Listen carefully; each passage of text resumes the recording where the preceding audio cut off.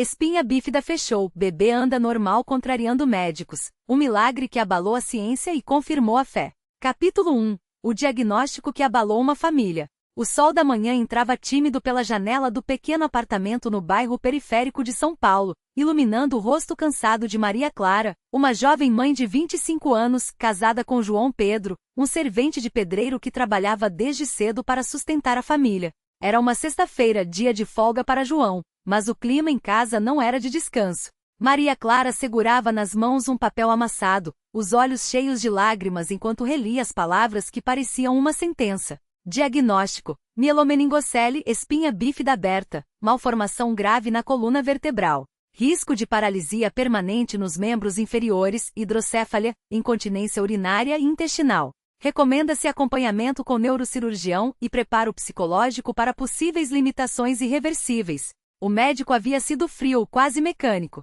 Infecção por Zika vírus durante a gestação pode ter causado isso. Não há cura. O melhor que podem fazer é se preparar para uma vida de cuidados especiais. Maria Clara deixou o papel cair no chão e cobriu o rosto com as mãos, soluçando. João Pedro, que estava na cozinha preparando um café preto forte, como sempre fazia antes de sair para o trabalho, ouviu os choros e correu para o quarto. Clara, meu amor, o que foi? Perguntou, ajoelhando-se ao lado dela, seu rosto bronzeado pelo sol marcando preocupação. Ela não conseguiu falar. Apenas estendeu o braço trêmulo e apontou para o laudo no chão. João pegou o papel, leu em silêncio, e seu coração parece que parou. Ele era um homem de poucas palavras, mas de fé inabalável.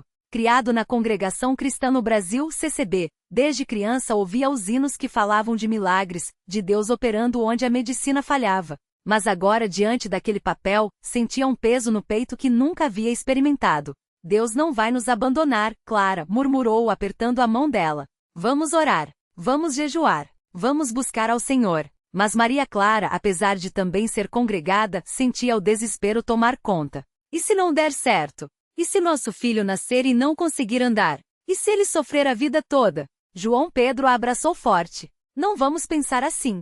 Deus é maior que qualquer diagnóstico. Capítulo 2. A busca pela fé em meio ao medo. Naquele mesmo dia, após o almoço simples de arroz, feijão e um pouco de carne seca, o casal se dirigiu à igreja da CCB em seu bairro. O templo, modestamente construído, mas sempre cheio de irmãos, era o lugar onde eles encontravam força. Ao entrarem, foram recebidos pelo irmão Paulo, um ancião da congregação, homem de barba branca e voz serena, que já havia passado por muitas provações em sua vida. Irmão João, irmã Clara, disse ele, percebendo logo a expressão abatida do casal. O que aconteceu? João, com a voz embargada, contou tudo.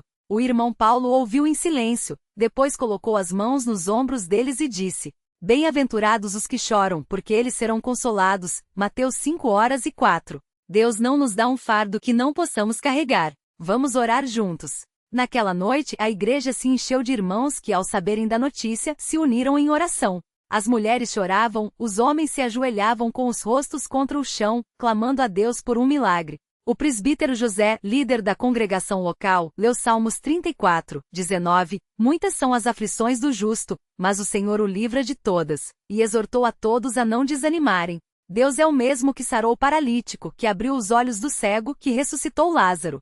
Declarou o presbítero com voz firme. Se ele quiser, ele pode fechar essa espinha bífida. Maria Clara, mesmo com o coração partido, sentiu uma pequena centelha de esperança acender dentro dela.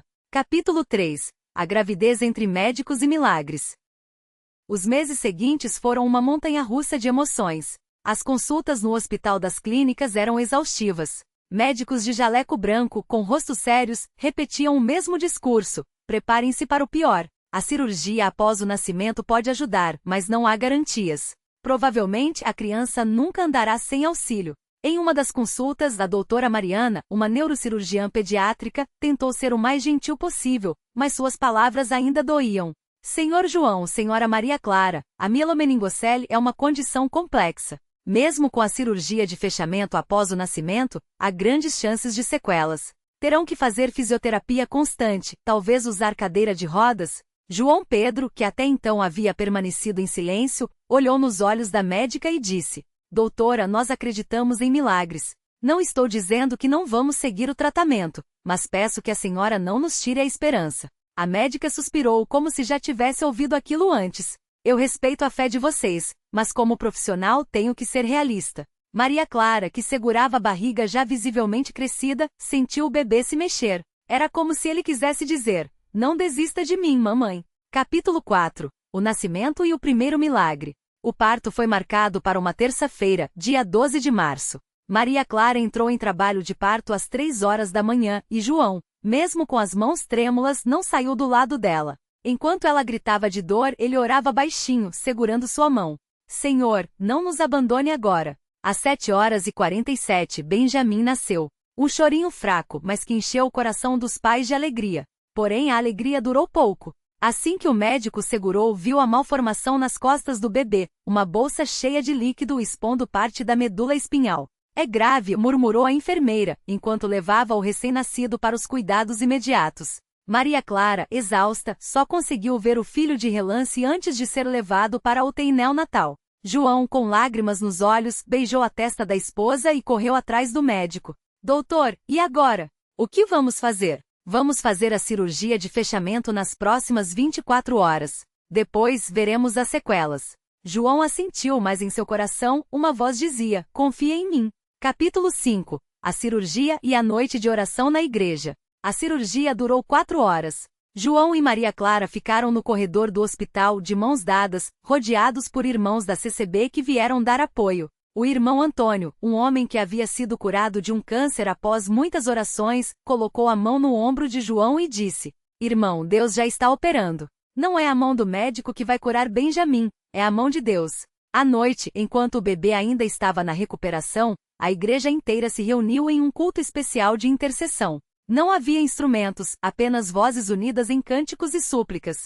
O presbítero José liderou a oração. Pai Celestial, tu que formaste este menino no ventre de sua mãe, que saraste os enfermos nos tempos bíblicos e ainda hoje operas milagres, nós te pedimos. Feche esta espinha bífida. Restaura a medula de Benjamim. Que ele possa andar, correr, pular para a tua glória. Em nome de Jesus, amém. As lágrimas corriam pelo rosto de todos. Algumas irmãs mais idosas, como Dona Rosa, que já havia visto muitos milagres em seus 80 anos de congregada, diziam com convicção: esse menino vai andar. Deus já respondeu. Capítulo 6. O despertar que ninguém esperava. 3 dias depois da cirurgia, Benjamim ainda estava na UTI, mas os médicos permitiram que Maria Clara o pegasse no colo pela primeira vez. Ela o abraçou com cuidado, beijando sua testinha ainda coberta por um gorrinho de tricô feito pela irmã de João. Meu filho sussurrou enquanto as lágrimas caíam. Mamãe está aqui. Foi então que algo inesperado aconteceu. Enquanto ela o segurava, Benjamim mexeu as perninhas. Não foi um movimento fraco, como um reflexo, mas um chute firme, como se estivesse tentando se livrar do cobertor. Maria Clara quase deixou o bebê cair de susto. João! João, vem aqui! Gritou. João, que estava falando com o enfermeiro, correu. O que foi? Ele mexeu as pernas. Olha! E de fato, enquanto eles observavam, Benjamim movia os 2 pés, dobrando os joelhos como qualquer bebê saudável. O enfermeiro que havia presenciado a cena ficou boquiaberto. Isso não é normal para um caso de mielomeningocele não operada ainda, balbuciou. João e Maria Clara se entreolharam, os olhos brilhando. Deus está operando! Exclamou João. Capítulo 7. A alta médica e a surpresa dos especialistas. Uma semana depois, Benjamim teve alta. Os médicos ainda estavam cautelosos, mas não conseguiram esconder o espanto. Normalmente, bebês com esse grau de mielomeningocele já apresentam paralisia abaixo da lesão, disse a doutora Mariana, examinando o prontuário com expressão confusa. Mas os reflexos dele estão normais. Isso é muito raro. Não é raro, doutora, respondeu João, sorrindo. É um milagre. Ela não discutiu, apenas assentiu, ainda incrédula. Vamos acompanhar de perto. Mas por enquanto, ele não apresenta sinais de paralisia. Maria Clara abraçou o filho com força. Deus havia começado a operar. Capítulo 8. Os primeiros passos e a glória a Deus. Os meses passaram. Benjamim crescia forte e sorridente, e para espanto de todos, começou a engatinhar aos 8 meses. Os médicos ficavam cada vez mais surpresos. Isso não faz sentido, admitiu um fisioterapeuta. Pelo grau da lesão, ele deveria ter, no mínimo, fraqueza nas pernas.